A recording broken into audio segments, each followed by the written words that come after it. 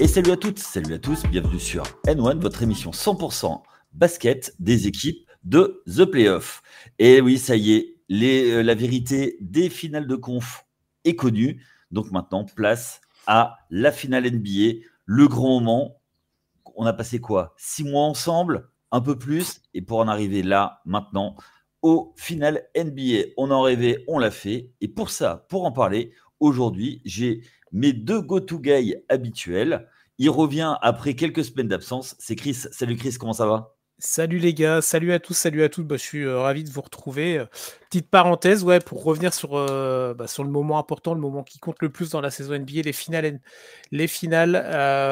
Alors OKC Indiana, c'est pas la finale dont j'avais rêvé, hein, pour reprendre un petit peu tes termes d'introduction, mais bon, ça reste intéressant, on va pouvoir en parler longuement. Et ouais, plaisir de vous retrouver. Et oui, oui. Ben, d'ailleurs, tant que tu es là, euh, toutes les semaines, toutes les débuts de semaine, en général le lundi, la WNBA sur ce même Oui, oui, canal. c'est ça. Ça sort le lundi en fin de journée. En général, il y aura un épisode là qui sera dispo. Juste en dessous de votre N1 que vous êtes en train d'écouter là en ce moment même, avec Elliot et Tom. Cette semaine, ils sont en binôme. La semaine dernière, j'étais avec Tom et on fait un petit focus sur la semaine WNBA, les performances des joueuses. On parle des Françaises, on parle des matchs à suivre. Ça enchaîne bien. C'est un bon début de saison du côté des filles et on est là toutes les semaines, tous les lundis pour en parler avec les garçons. Eh ben super, nickel. Et également pour nous accompagner, vous avez l'habitude, on l'entend régulièrement, c'est un très bon partenaire de pick and roll, même s'il fait des écrans mouvements, il tire les shorts. C'est Raph. Salut Raph. Salut à toutes, salut à tous. Ravi de vous retrouver pour ces finales NBA, comme vous l'avez très bien dit. C'est une finale qu'on attendait d'un côté avec le Thunder, beaucoup moins à l'Est avec ces Pacers qui ont fait que de surprendre à chaque tour. Donc ça va être vraiment passionnant de voir ce que cette opposition va donner. Deux petits marchés, mais deux très bonnes équipes. Donc c'est vraiment passionnant. Oui, d'ailleurs, en parlant de marché, on sait que tu t'y connais, hein, puisque tu es fan de Giannis. Avant de commencer, effectivement, pour parler de cette finale, on va vous rappeler que vous pouvez suivre le football américain, la NFL, le LF. Les Paris Musketeers ont malheureusement perdu contre le Frankfurt Galaxy sur le buzzer. Et également la D1 Elite, c'est les playoffs actuellement. Donc, n'hésitez pas à aller voir. Il y a des lives tous les lundis sur le LF avec Flav et toute son équipe. La semaine sur la NFL, vous aurez le droit d'avoir votre serviteur qui pète des câbles. Et oui, ça m'arrive très régulièrement. Et également, si vous êtes amateur de baseball, la saison bat son cours. First pitch, allez écouter les copains. Là, c'est la saison régulière, donc ça cruise gentiment, ça avance petit à petit pour arriver jusqu'au playoff au mois d'octobre. Allez, tout de suite, on est parti. On fait un petit salut amical à Anna qui n'a pas pu être avec nous pour parler de ces finales NBA. Vous l'avez dit, OK, ici, en finale, face à Indiana, les deux équipes qui étaient sur les meilleures dynamiques depuis le 1er janvier. Alors, avant de rentrer vraiment dans le vif du sujet, pour vous, est-ce que c'est une finale logique? Raph? Alors, comme je l'ai dit un petit peu en introduction, pour moi, c'est assez logique que le Thunder arrive en finale NBA. Comme tu l'as dit, hein, ils ont totalement dominé la NBA toute la saison. Ils terminent meilleur bilan, meilleure équipe à l'Ouest.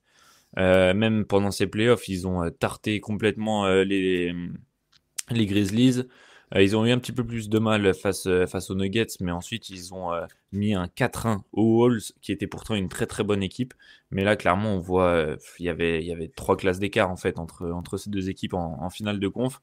Et de l'autre côté, par contre, ces Pacers, ils m'ont surpris à chaque tour. Contre les Bucks, bon, c'était pas l'adversité la plus forte qu'ils ont eu à affronter, mais ils ont fait le travail. Ensuite, ils ont sorti la première équipe de la ligue, enfin de l'Est, pardon, avec ces Cavs. Et ensuite, ils ont sorti les Knicks avec de très beaux matchs, de très belles rencontres. Donc, surpris pour les Pacers, mais pas vraiment par le Thunder. Ok. Et toi, Chris, rapidement, un peu plus rapidement Oui, que Raph? non, OK, ici, rien de très logique, malgré une conférence Ouest qui était une jungle, on l'a dit et répété, mais la meilleure équipe de la saison régulière est en finale. Indiana, on en parlera, évidemment beaucoup plus surprenant, mais finalement, ils étaient finalistes de conf l'année précédente aussi. Donc voilà, plus étonnant de les retrouver en finale, c'était depuis l'an 2000 qui n'étaient pas en Ouais. finale, les Pacers. Mais ils ont produit un beau basket pendant ces playoffs, donc leur place n'est pas volée. Ok, allez, c'est parti. On va commencer tout de suite. On va faire une preview en deux parties. D'abord Indiana. D'abord OKC, pardon, et ensuite Indiana. OKC, tu l'as dit, Chris, je crois. Ils sont de retour depuis. Ils n'étaient pas en finale NBA depuis 2012. OKC, c'est 68 victoires, 14 défaites. En saison régulière. Les Grizzlies ont été sweepés. Les Nuggets, ça a été jusqu'au 7e match. Mais les Wolves, qui étaient sur une excellente dynamique aussi, ont été giflés 4-1. C'est l'équipe qui était première au defensive rating de la Ligue, aussi surprenant soit-il, et troisième à l'offensive rating. Vous, les gars, pour vous, est-ce que c'est la meilleure équipe de la saison qui va en finale NBA? Oui, clairement, sans contestation, je pense que c'est vraiment le cas. La défense d'OKC, en fait, on en parle pas forcément assez, mais en fait, moi vraiment, elle m'impressionne à chaque fois. Franchement, c'est impressionnant à chaque fois. Ils sont durs. Ils empêchent totalement les joueurs de s'exprimer. On a vu Anthony Edwards, qui est un attaquant vraiment génial. Vraiment, là, il pouvait rien faire en fait. Il avait constamment deux joueurs sur le dos. Il avait une grosse pression sur lui. Et en fait, ils empêchent l'équipe adverse de dérouler son basket. Et justement, je pense que ça va être une des clés face aux Pacers. Toi, Chris? Ouais. Non, moi je trouve que cette équipe du Thunder est là où elle doit être. Et même encore, elle n'a pas encore atteint ce qu'on attend d'elle en fait. Et peut-être encore plus face à l'affrontement qu'elle va avoir dans ses finales NBA, mais on en parlera des Pacers. Non, meilleure équipe de la saison régulière, totalement d'accord. Et c'est surtout que ça valide, je ne sais pas si on en parlera, mais ça valide surtout un projet, en fait, un projet long terme de Sam Presti et du management du Thunder, parce qu'il n'est pas tout seul, évidemment, comme décisionnaire, mais c'est important. On verra si ça va au bout, parce que le plus important, c'est d'aller au bout. Mais il n'est pas loin, Sam Presti, et surtout le Thunder n'est pas loin de faire quelque chose qui est assez inédit, en tout cas de mon histoire, de ce que moi je connais, sur l'histoire NBA. C'est-à-dire vraiment, t'as pas de superstar qui est arrivé, c'est un projet de construction autour de la jeunesse, c'est une des équipes les plus jeunes de l'histoire à retrouver les finales NBA, quatrième plus jeune équipe. Il fallait remonter dans les années 70 pour les dernières. Donc voilà, un projet construit de main de maître par Sam Presti et qui peut toucher du Graal, ce trophée-là qui leur avait échappé en 2012 contre le Heat. Ouais, c'est vrai, tu mets le point sur quelque chose. C'est une équipe qui, après l'arrêt du projet Russell Westbrook, Paul George, a décidé de faire un rebuild complet. Alors, on peut parler de l'arrivée de Chris Paul qui a fait un grand bien dans le projet, c'est-à-dire qui a mis sur les rails le projet, qui n'était pas prévu, et puis du coup, ils arrivent à gagner des matchs et faire une équipe en donnant l'habitude à des joueurs de gagner. À côté de ça, ils ont pris le parti d'avoir énormément de tours de draft, de drafter énormément. Alors, il y a des joueurs qui sont passés par la fenêtre entre-temps. Moi, je pense surtout à un joueur qui va certainement faire son retour dans la Ligue dans quelques années, c'est Théo Malédon. Tu vois, Théo Malédon qui avait été premier choix du deuxième tour, je ne sais plus en quelle année, et qui a jamais eu sa place à OKC, malgré le fait qu'il était extrêmement décent quand il jouait. Mais il n'a jamais eu cette occasion.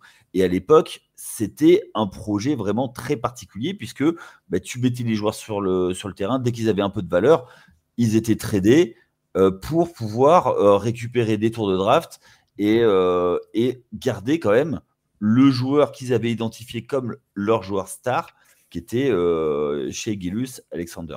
Donc c'est vrai que ils ont laissé des joueurs de côté, mais ils avaient une vraie direction. Et je me souviens, Chris, quand on avait fait un podcast l'an passé sur les reconstructions, en 2 étapes avec nos acolytes de l'époque, on avait parlé souvent que le management devait avoir une vision très claire de ce qu'il voulait faire, et Sam Presti symbolise ça avec. Ça a été un projet vraiment hardcore, puisqu'ils ont vraiment fait un rebuild complet, mais ils sont partis là-dessus. Pour vous, donc c'est un train qui arrive à l'heure, on est OK, c'est ça, tout est bon? Ah oui, complètement, complètement. Et même, je voudrais rebondir sur la déclaration de Miles Turner à la fin de ces finales de conférence. Il a dit, en fait, c'est la fin des super teams. Et c'est sûr que là, c'est 2 marchés, en fait, qui sont pas vraiment construits en faisant venir des superstars. Parce qu'ils Et peuvent pas. donc, oui, Parce- justement. Mais je trouve que c'est intéressant dans la ligue, puisque de toute façon, on avait vu avec l'essai à Brooklyn, etc., des super teams, on a l'impression que ça marche de moins en moins. Mais là, en fait, d'avoir 2 petits marchés qui ont construit, alors certes par les trades, mais aussi beaucoup par le développement de joueurs, c'est sûr que c'est différent et ça change, quoi. Moi, je pense que. Alors là-dessus, tu vois, je rejoins pas du tout Miles Turner, parce que la ligue est toujours une ligue de stars. Et je pense que ça pourra faire l'objet d'un podcast cet été, hein, tu vois, d'une vraie discussion, savoir si c'est la fin des super teams. Moi, je pense que pour l'instant, tu vois, c'est beaucoup de grosses équipes qui n'ont pas compris comment fonctionnait le CBA et qui se bloquent avec le CBA, tu vois. Je pense que c'est plutôt les équipes les plus malines avec le CBA qui Oui, qui s'adapte le mieux. Ouais, Chris, tu voulais dire quelque chose?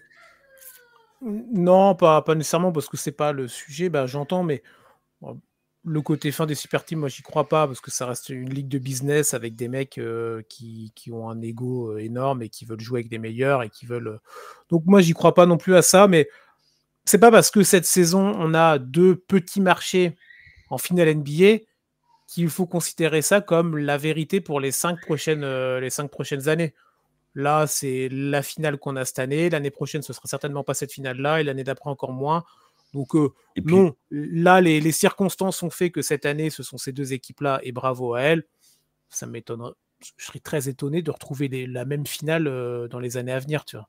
Et puis, ça va dépendre aussi des audiences de télé, parce que notre ami Adam Silver, il est capable de tout truquer à la façon de David Stern, hein. Ah mais j'en parlais ce matin, moi j'aimerais pas être commercial pour l'NBA pour vendre Oklahoma City, Indianapolis, tu vois. Nous on aime, tu vois, parce qu'on fait des podcasts toute l'année, on adore les équipes NBA et le jeu proposé. Mais aller vendre ça à du grand public, c'est pas la même chose que si tu avais eu New York ou si tu avais eu ne serait-ce que Boston ou même en face Los Denver, Angeles tu vois. ou quoi. Ouais, Voilà. évidemment Los Angeles, mais bon, tu vois, sauter au premier Ouais, tour, ouais. c'était pas crédible, tu vois. Bon, ok. Justement, tu vois, par rapport à cette finale NBA, est-ce que c'est pas l'avènement d'un joueur? Donc, il a été élu MVP, il était meilleur scoreur de la saison, il peut faire la triple couronne.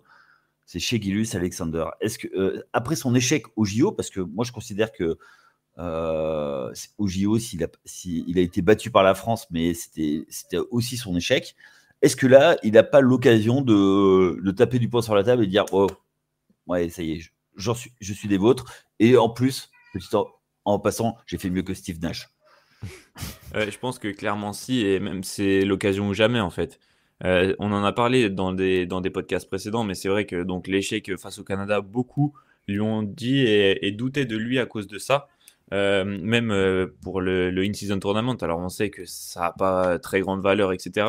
Mais dans les matchs importants, certains doutaient que Shai puisse level up et justement faire des statements. Et là, en fait, sur tous ces playoffs, on a vu que clairement, c'était un joueur différent. C'était un joueur qui est arrivé à s'adapter, à hausser son niveau de jeu quand son équipe en avait besoin, etc. À pouvoir chercher les fautes, même si certains l'ont critiqué sur ça, mais on sait très bien que dans des matchs serrés, c'est quelque chose d'important de savoir avoir les bons coups de sifflet, etc. Et là, clairement, le mec, il est, comme tu l'as dit, il est MVP, meilleur scoreur de la ligue. Il peut être, il a gagné le titre des meilleurs joueurs des finales de conférence et il peut, pourquoi pas, gagner le MVP des finales si le Thunder va au bout. Donc, clairement, ce serait une saison presque parfaite en fait pour Shai. Ouais, toi, Chris? Ah bah oui, ce serait là, voilà. je vais faire très court, oui. C'est maintenant ou jamais. Il a une fenêtre de tir incroyable devant lui, tu vois. Ça n'enlève rien le côté débat MVP parce que c'était de la régulière, mais il a le trophée, bravo à lui. Là, il peut vraiment tout casser. La saison 2024-2025 peut être sous le sceau de Shai Gilgeous-Alexander. Donc, s'il le fait pas, bah là, du coup, ça ne fera que rajouter de l'eau au moulin de tous ceux qui ont des doutes. Là, il faut qu'il y aille. Tu vois. Donc, en gros, il a la pression, quoi. Je suis pas sûr, ça n'a pas l'air d'être un gars, tu sais. Après, on ne connaît pas personnellement et on n'est pas dans les vestiaires du Thunder et tout, mais il a l'air d'être plutôt smooth, tu sais. Ça glisse un peu sur lui, tu vois. Alors, je pense que le mec, quand même, voilà, il a ces moments où il a besoin d'être dans sa bulle concentrée, il doit y avoir du stress, mais tu sens pas qu'il est en mode où il va craquer sous la pression. Là où il aurait pu craquer, c'est contre les Nuggets au deuxième tour. Mais en fait, ce deuxième tour-là leur a tellement mis le pied à l'étrier pour la suite. Moi, je le dis, mais Raph, dos de ligne de la tête, vous ne le voyez pas, mais donc voilà. Et on n'est pas les seuls à le dire et à l'avoir constaté.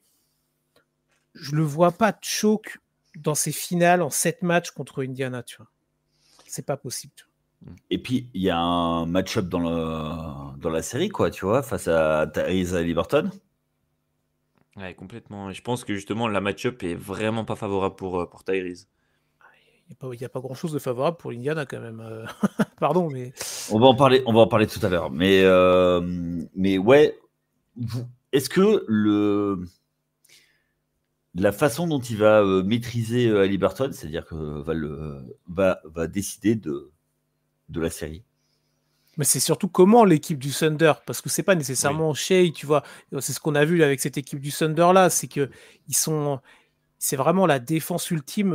Et toi, en 2025, tu vois, ça switch partout. Ils ont des joueurs athlétiques à tous les étages. Ils peuvent tout faire. Ils peuvent proposer ils ont mis Caruso sur Jokic. Ouais, mais exactement. Et c'est le meilleur exemple. Ça est très bien. C'est le meilleur exemple. Raph. On était tous sur les fesses. Alors après, Caruso, dans certaines actions, il y avait des fautes qui n'ont pas été sifflées, mais bon, bref, dans l'ensemble, les mecs, non mais tu vois, je veux dire, Martinho, il se dit, ok, tiens, Caruso, va sur Nikola Jokic, tu vois. Et ça a marché, donc ils sont tellement complets sur tout, et peut-être encore plus sur la défense, que si c'est pas Shai, ça va être Dort, si c'est pas Dort, ça va être un Williams, si c'est pas un Williams, ça va être, je sais pas, un Cason Wallace, un mec qui sort de je sais pas où, tu vois, sur quelques minutes. Et Ousmane Dieng, notre français. Ouais, t'en parles pas non plus, mais non, mais ils ont trop de solutions. On l'a vu contre les Wolves, c'est ce que tu as dit, Raph, tout à l'heure. C'était totalement pertinent sur Edwards. Tu vois, il a été cadenassé pendant toute la série. Alors après, il n'a pas non plus fait ce qu'on attendait de lui, mais en grande partie parce que le Thunder l'a totalement limité dans tout ce qu'il pouvait apporter, tu vois. Et après, je vais pas te dire que Edwards est meilleur qu'Haliburton ou Haliburton meilleur qu'Edwards, chacun se fera son avis. Mais s'ils ont réussi à cadenasser Edwards, je vois pas pourquoi ils n'arriveraient pas à cadenasser Haliburton, tu vois. Ouais, vas-y, tu voulais dire quelque chose? Ouais, le seul danger un petit peu, c'est le niveau de playmaking de Haliburton qui est vraiment beaucoup plus abouti que celui d'Edwards. Mais c'est sûr que sinon, sur tout le reste des qualités, je pense qu'Edwards c'est un vrai meilleur joueur qu'Haliburton. Donc c'est sûr que ce serait une surprise de voir la défense du Thunder sans solution face aux Pacers, quoi. Chris, tu voulais... Ouais, rapidement. Non, parce que j'étais en train de réfléchir à la série contre les Knicks et il y a eu le match 5, alors match 4 où Tyrese avait fait une masterclass et match 5 où il s'était complètement troué. Donc il est capable de passer à travers et il était passé à travers dans ce match-là parce que la défense de New York aussi s'était bien ajustée. Et ça avait demandé un réel effort de la part de la défense de New York.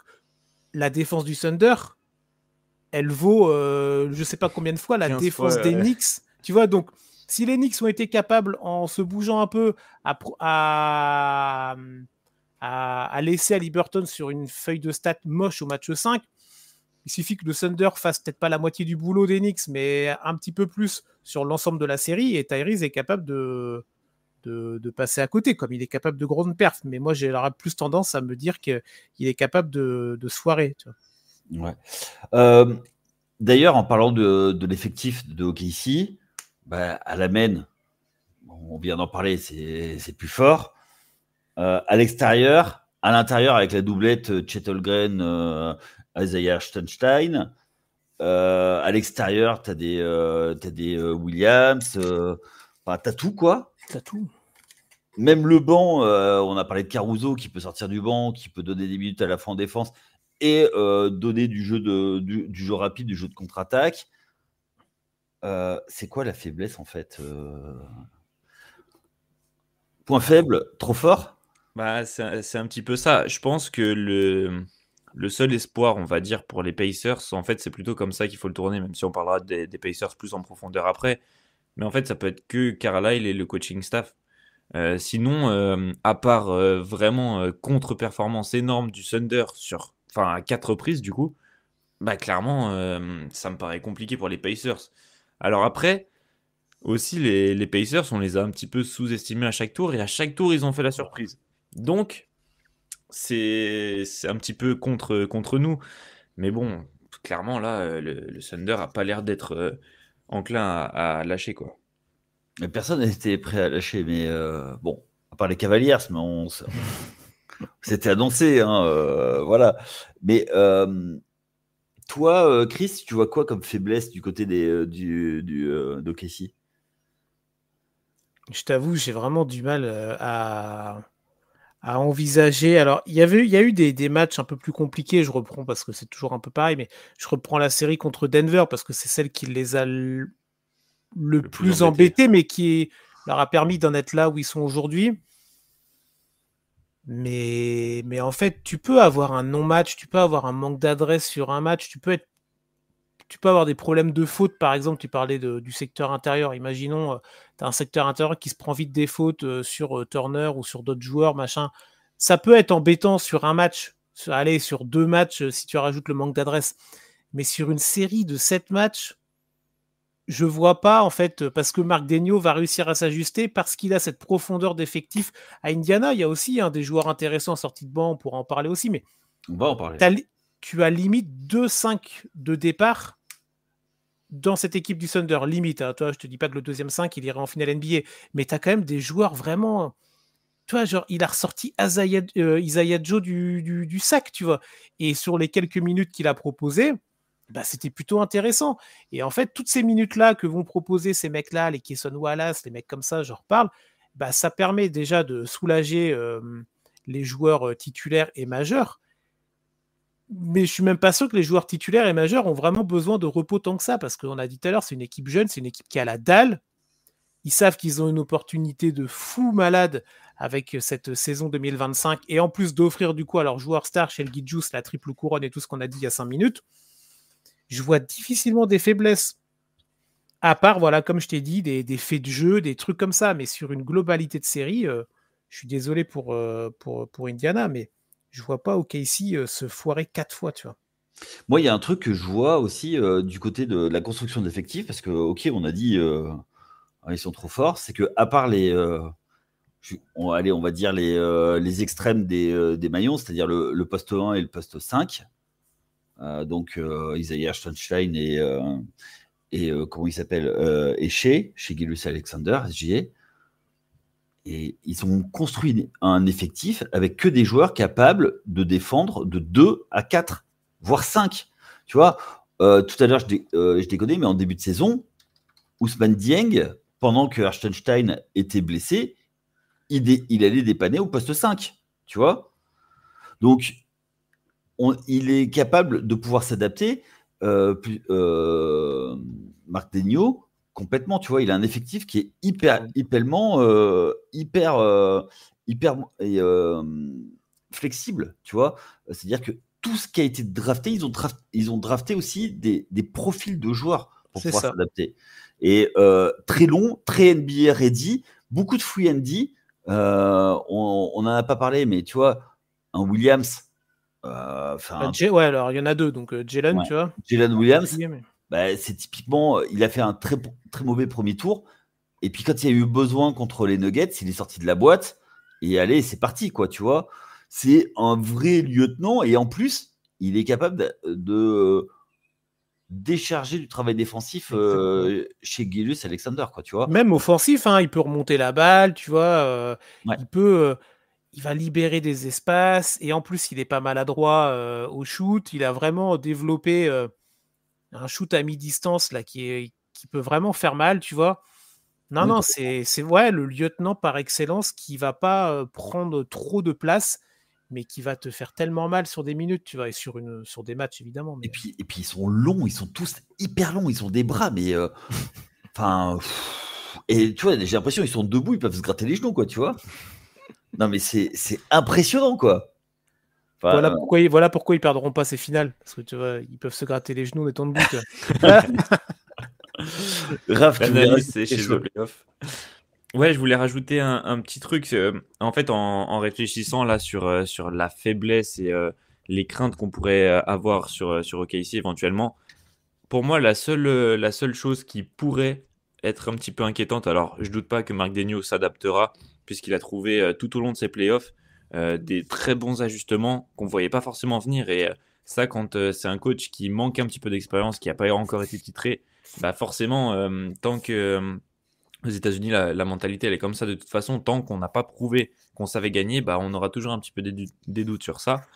Mais donc, moi, je pense que c'est le fait que les intérieurs des Pacers peuvent jouer très loin de l'arceau, peuvent jouer à l'extérieur. Donc, on a Miles Turner et Pascal Siakam. Siakam, d'ailleurs, qui a gagné le titre de meilleur joueur des finales de conf.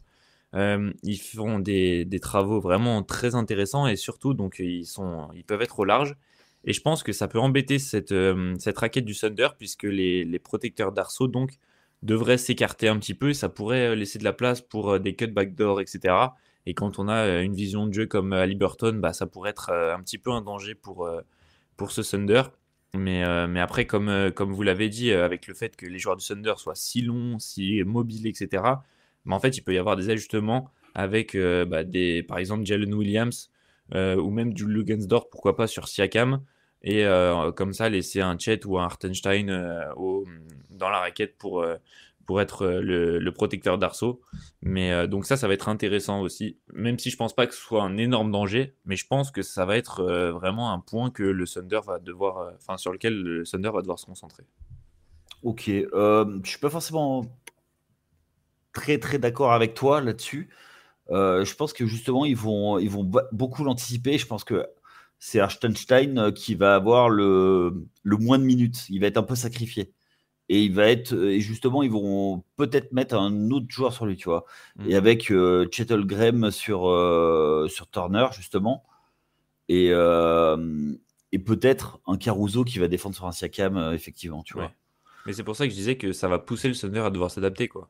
Ouais, parce qu'ils ont on va en parler d'Indiana, mais ils ont quelques shooters qui vont libérer et puis mais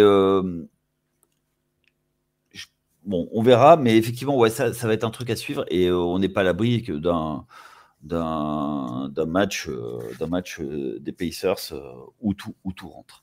Est-ce que vous avez d'autres choses à dire sur OKC? On a été complet. Ouais. On a bien dressé leurs éloges. C'est clair. Bon, allez, on va sortir la matraque. On va parler maintenant des Pacers. Tu l'as dit, Chris. Ils sont de retour après 2000. Alors à cette époque, l'effectif, c'était coaché par Larry Bird. Effectif avec un joueur star, Reggie Miller, Travis Best en meneur, Jalen Rose, qui jouait, Rick Smith. Donc c'était une toute autre époque. Et J'étais alors, même pas né. ouais, t'étais pas né. Ouais, ça fait mal. Ça. Et tu sais quoi, moi je me levais, j'ai regardé tous les matchs en direct. Bon, ça allait vite, il n'y a pas eu beaucoup de victoires. Ouais, du coup, les Pacers, on a tendance à les sous-estimer. Ils ont gagné les 2 premiers matchs à Cleveland, les 2 premiers matchs au Madison Square Garden. Est-ce que ils peuvent encore en gagner au moins un sur les 2 premiers du côté d'Oklahoma City? Ouais, je vais prendre la main vite fait là-dessus. En fait, ouais, moi, tu vois, on va rentrer dans les détails, mais pour moi, le truc qui peut faire que Indiana pourrait vraiment offrir des finales longues, c'est vraiment ce côté, voilà, on les sous-estime encore une fois, et ils vont nous faire un truc qu'on n'était pas prêt.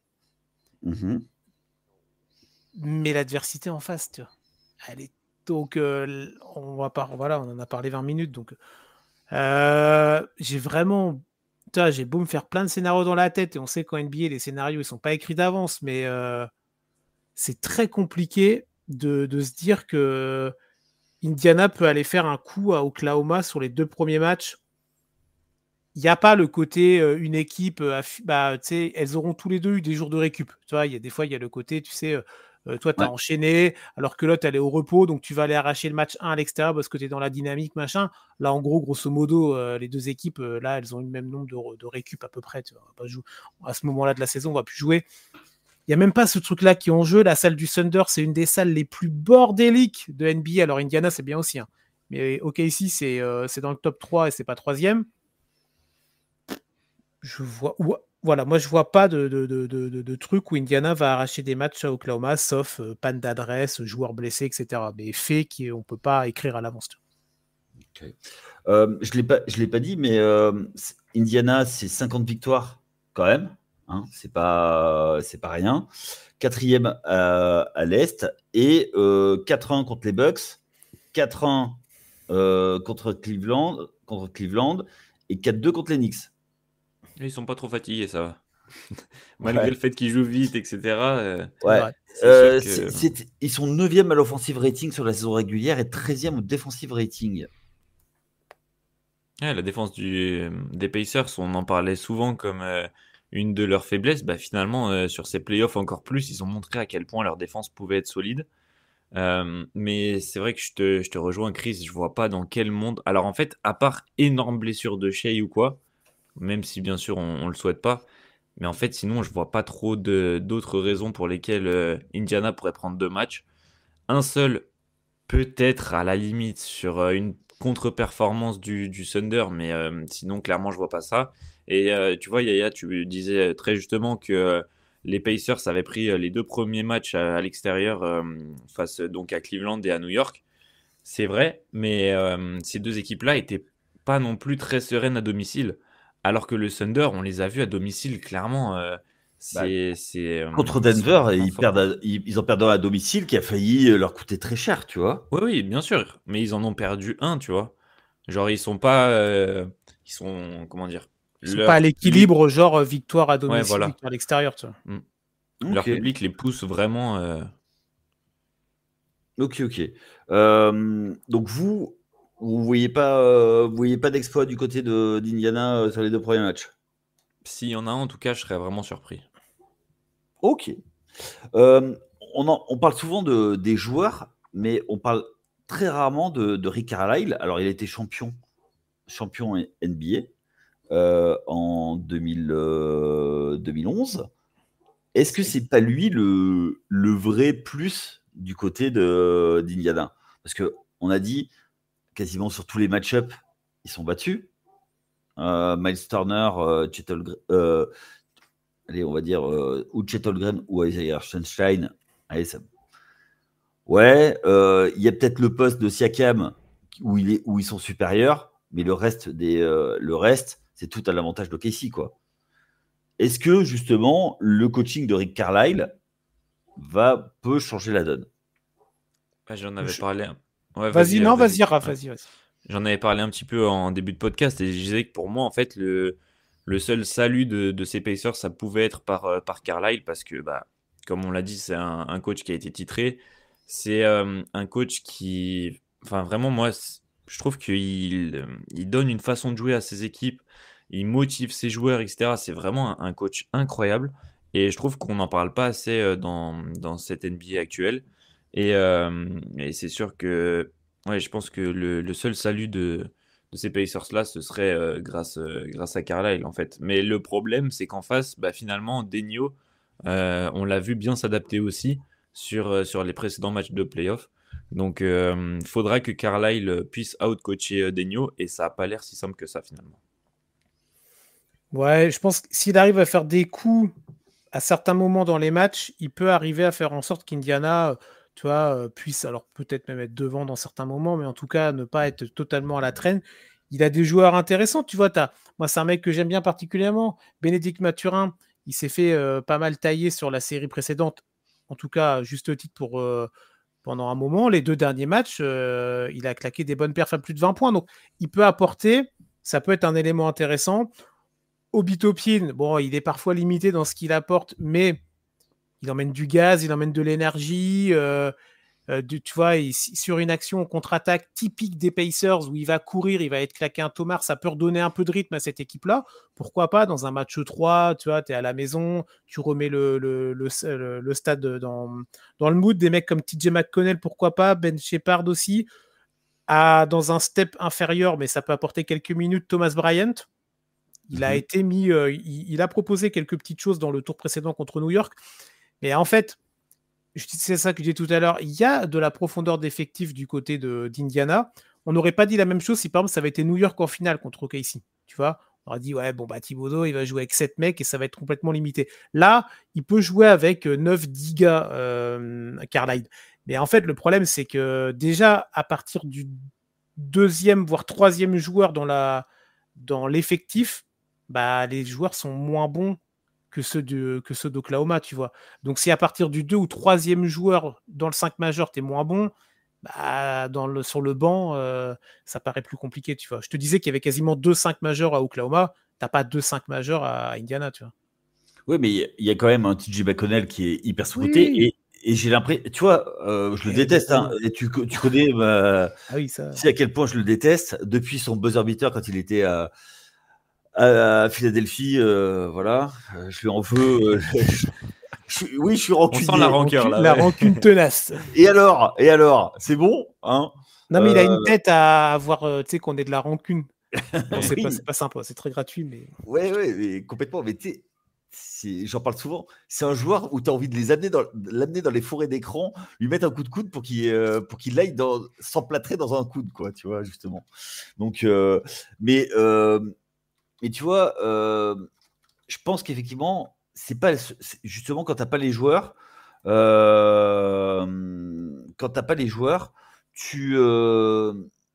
vas tenter des coups. Et je pense que Rick Carlisle, par exemple en 2011, avait sorti des zones face à Miami et avait beaucoup embêté le pseudo-GOAT, notamment. Mais je trouve que, tu vois, c'est par rapport à ça. Et Rick Carlisle a vraiment quelque chose à jouer sur la physionomie. Et tu sais, j'avais parlé de l'art de la guerre de Sun Tzu. Est-ce qu'il va pouvoir amener sur son terrain de jeu? Bah, pour moi, ça va être vraiment ça la clé en fait. Si jamais le Thunder rentre dans un concours de tir et de rapidité avec les Pacers, bah, clairement, je pense qu'ils ne peuvent pas faire une plus grosse erreur que ça en fait. Ah ben moi, je crois que c'est plutôt l'inverse. Ok. Toi, tu les prendrais à leur propre jeu, ces Pacers-là? Bah, les Pacers, eux, ce qu'ils ont besoin, c'est de l'open court, tu vois. C'est besoin de scorer justement. beaucoup. Ouais. Ils ont besoin de scorer beaucoup, alors que le Thunder, si ça reste aux alentours des 100 points, jamais ils perdent le match.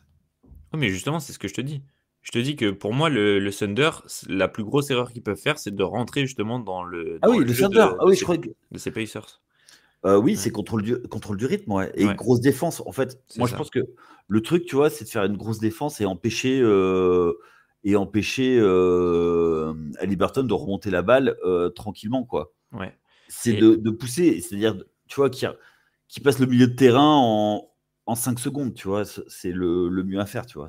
C'est clair. Justement, contre New York, on a vu parfois les Pacers encaisser un panier et en fait directement attaquer presque en contre-attaque alors que c'était qui venait d'encaisser un panier, quoi. Ils allaient au panier de l'autre côté en moins de 7 secondes et au final c'est ce qui leur convient le mieux en fait. C'est le style de jeu dans lequel ils sont le plus dangereux et justement on parlait sur les précédentes séries, mais comme à chaque fois limiter les pertes de balles, ça va être la clé aussi pour ces Pacers. Parce que quand on joue aussi vite que ça, c'est un peu le danger. Et surtout, quand on voit la défense du Thunder en face, qui est une des défenses qui provoque le plus de pertes de balles, ça va être aussi un danger pour ces Pacers-là à ce niveau-là. Et donc, Rick Carlisle va devoir jauger un petit peu la dose de, comment dire, de danger avec lequel ils vont jouer. Ok. Tu parlais du rythme. Est-ce que justement, ça va être justement la mainmise sur le match de Tyrese Haliburton qui va être questionné?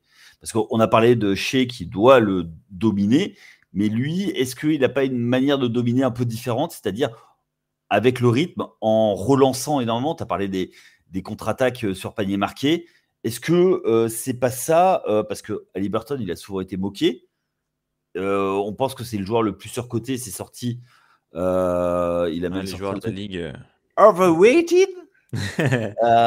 Et du coup, est-ce que c'est pas ça en fait son vrai super pouvoir, c'est-à-dire relancer, relancer et décider du rythme d'un match? Clairement, si. Même s'il met des beaux shoots, bah, c'est pas le meilleur shooter.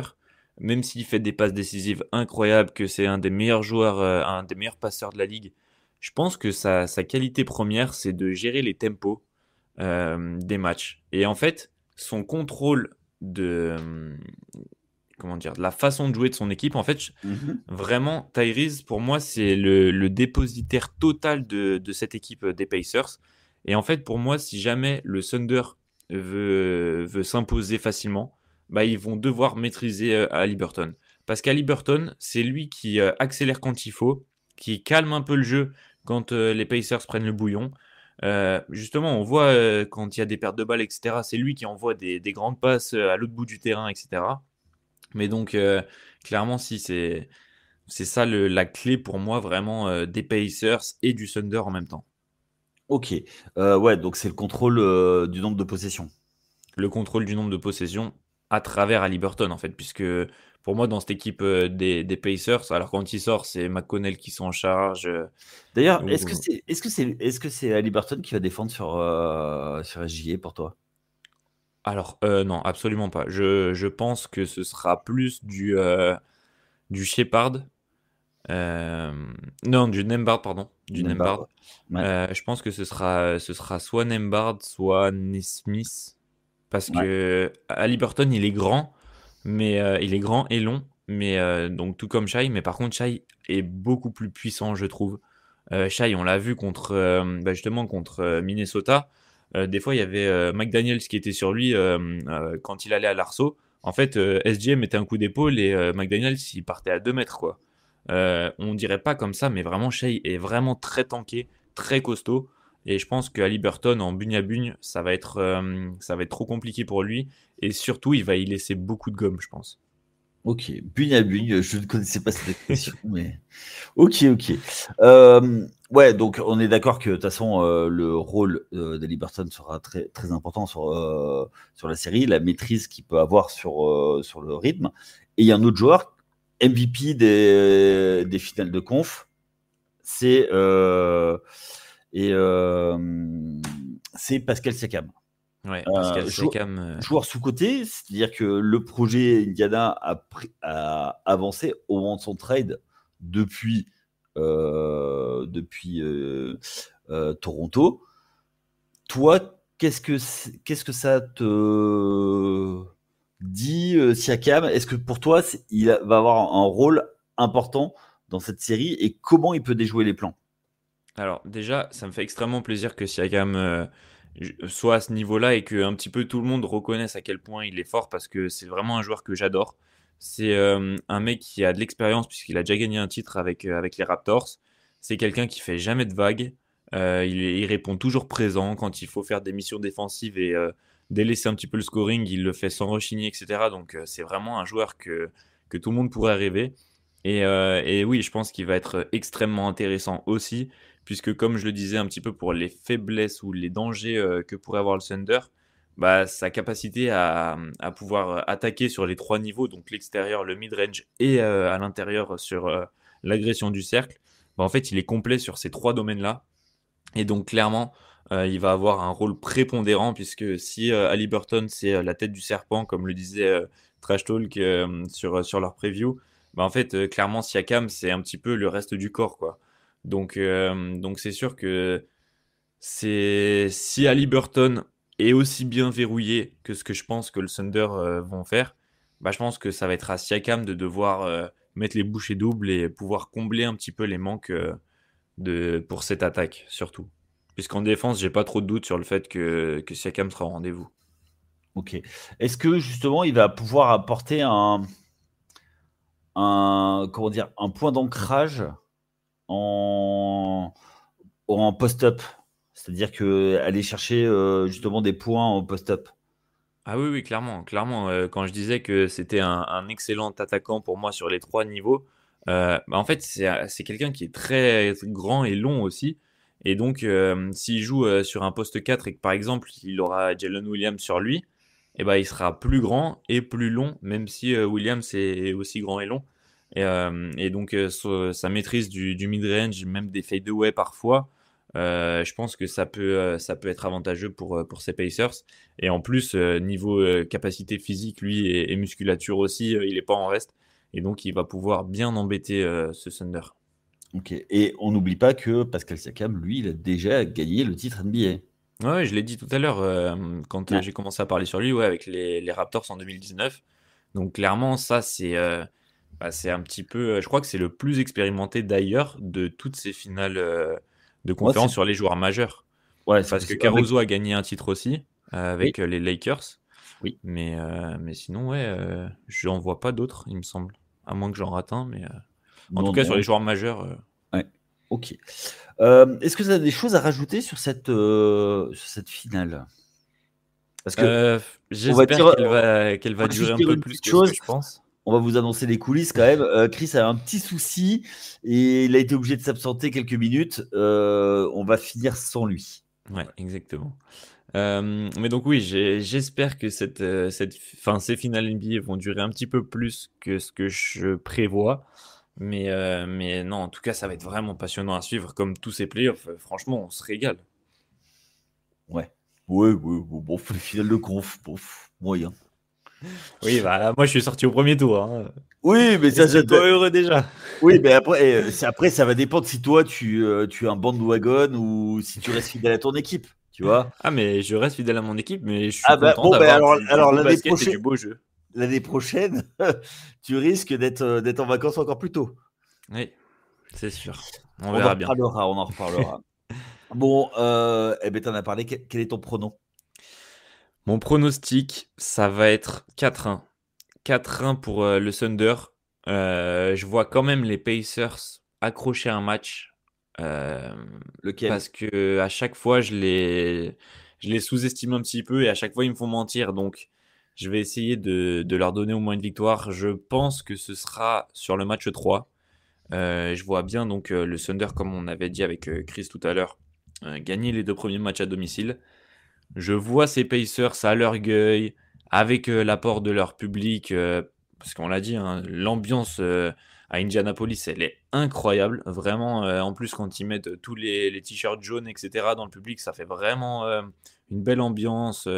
Même visuellement, c'est sympa. Donc, je pense que. Et puis, au moins, gagner un match, enfin, franchement, se prendre 4-0 en finale NBA, ce serait dur. Alors, c'est pas un argument. Mais ouais, je vois au moins gagner les Pacers un match. Mais voilà. Toi, Ok. ce serait quoi ton prono? Je pense un peu comme toi. Ouais. Je vois pas. Indiana, merci pour tout. De toute façon, ça aurait été n'importe quelle équipe. Oui, c'est ça. C'est ça aussi. À part Boston au complet et en pleine forme, je vois pas quelqu'un de la conférence Est faire autre chose que Mm. ça. Même si ça Ouais, aurait été c'est des sûr. Knicks, ils prenaient une volée pareil, tu vois. Mm. Donc, moi, je suis assez d'accord avec toi. Je vois à peu près la même chose.